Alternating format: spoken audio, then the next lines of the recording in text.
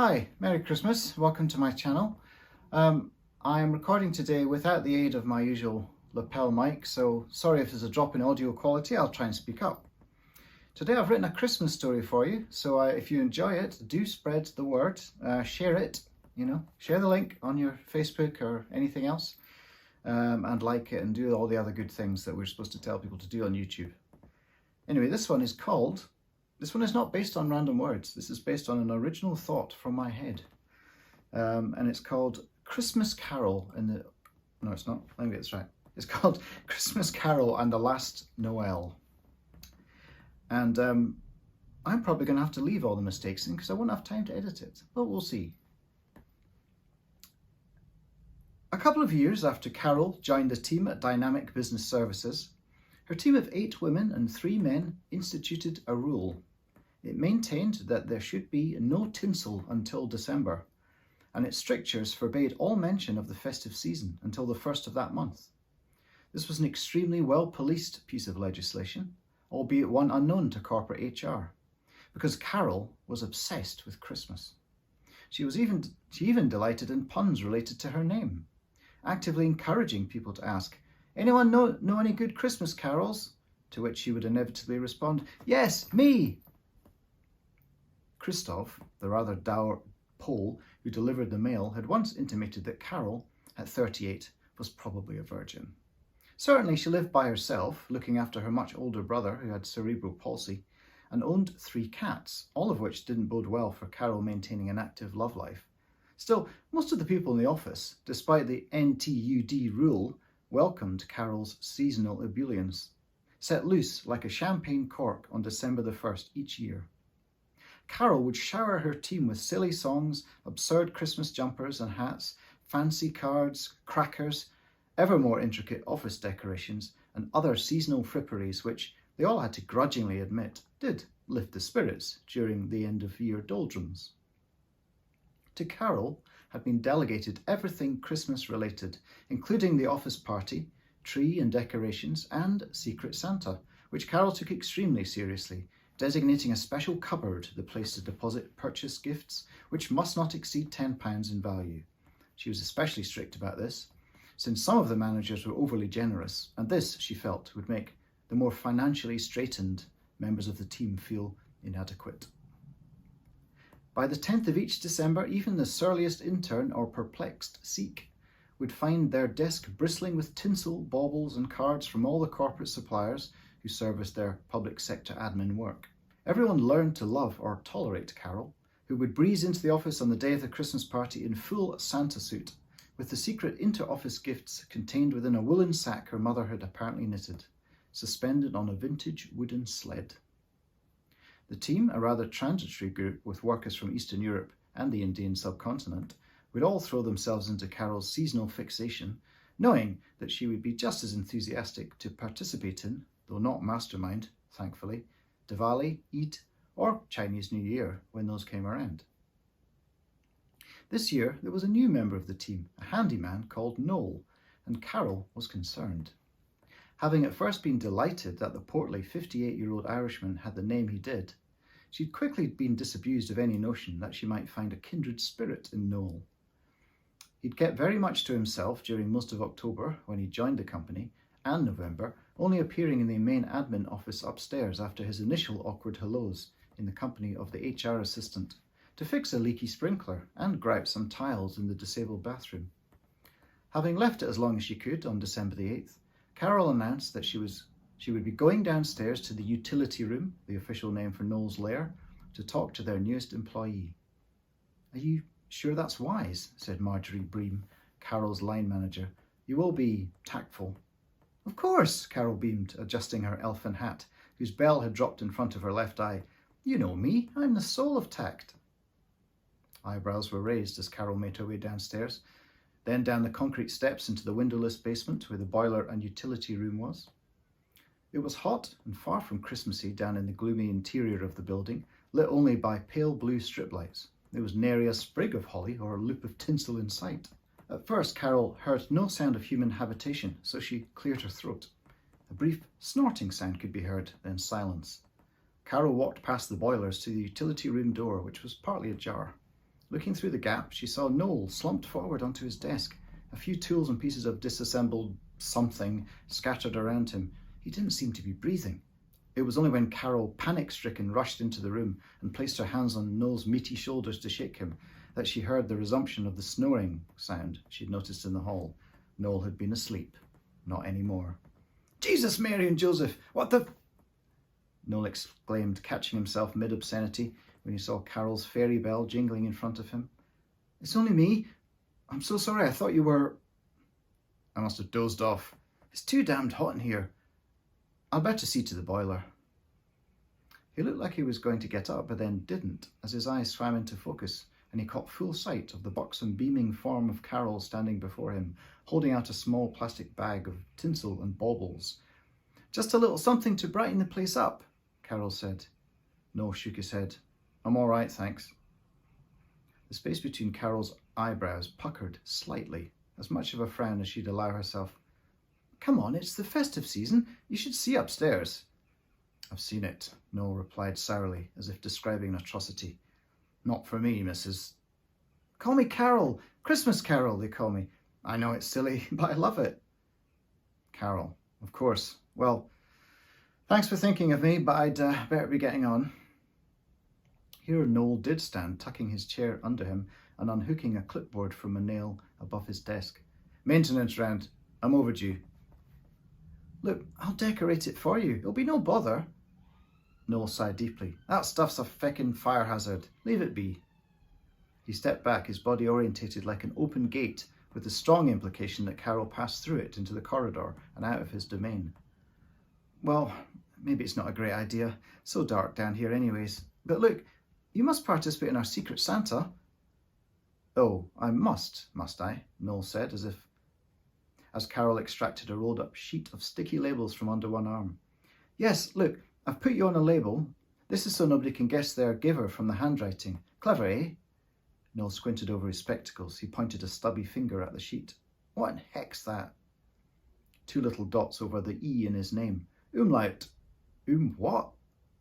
"Umlaut, it's German. It makes your name into Noel, like Christmas. The first Noel."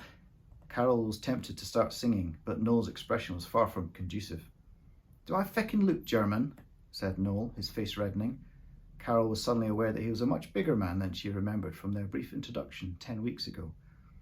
"Look, I meant nothing by it. I can redo it."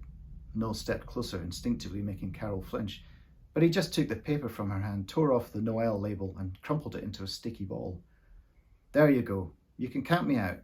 I don't do Christmas." It was one of the most shocking statements Carol had ever heard. Noel's face was such a rigid slab of determined certainty that she felt her festive fortitude weaken. She took a deep breath and tried to rise above the negative thoughts forming. Like, what an odious man this Noel was, one entirely undeserving of the magical name he'd been christened with. The office party's on the 18th. We'll see you there?" Noel shook his head. "I'll have a lot on. I doubt I'll be able." "Then we'll bring you something. Turkey and cranberry sauce, a few sprouts, maybe a bit of Yule log." Noel did look like the sort of man who enjoyed a slap-up meal, but even this gambit failed. Noel looked down at his belly mournfully. "With diabetes, I'd better not." Carol sighed. He bested her. This one couldn't be saved. She turned. It was only when she reached the door that she heard him say in a quiet voice, "If you're having any eggnog, I might have a small glass. My wife used to make it." She smiled, her face turned to the door so he wouldn't see her triumph. That Sunday, in between pushing her brother around the park for his daily walk and feeding the cats their special Christmas treat of smoked salmon and cream, Carol Googled eggnog. Not simply the generic variety, but Irish recipes from County Clare, where Noel had been brought up. Carol didn't know where Noel's wife was from, but she hoped it was the same part of Ireland. Noel's "used to" had implied that she no longer made the traditional drink, and Carol had been unable to find out if this implied that Noel was divorced or a widower. It didn't matter. He'd given her a clue, and Carol was determined to make the finest eggnog Noel had ever tasted. For the whiskey, she brought a tiny taster bottle of an award-winning spirit from the wild Atlantic coast near Doonbeg. The egg whites were from a boutique free-range supplier she found in her local Waitrose. Eschewing the obvious choice of Bailey's, Carol found a gift bottle of St. Brendan's liqueur to add sweetness, used demerara sugar instead of granulated, and grated fresh nutmeg and cinnamon sticks into her concoction. Not much of a drinker herself, Carol managed to get quite tipsy from all the tasting she had to do to perfect the drink. But when she was done, Carol knew she'd created the best Irish eggnog this side of Limerick. She waited until the Christmas party was in full swing on Friday afternoon, hoping he would regret his grumpy denial of their festivities and come upstairs. But Noel seemed determined to be the office Scrooge and remained firmly ensconced in his domain, as the team exchanged Secret Santa gifts and sang Wonderful Christmas Time in raucous chorus. Mildly squiffy, having allowed the handsome Ghanaian Thomas top up her glass with Prosecco, Carol loudly announced, "I'm going to get Noel," and marched towards the lifts. "Should we stop her?" Marjorie asked. There were shrugs and looks of discomfort all round, but nobody moved, having stuffed themselves with the collaborative spread they'd all prepared for the occasion. It was at least a little less stuffy at the foot of the stairs into the basement this time, and yet that somehow made it feel even less cosy, were that even possible.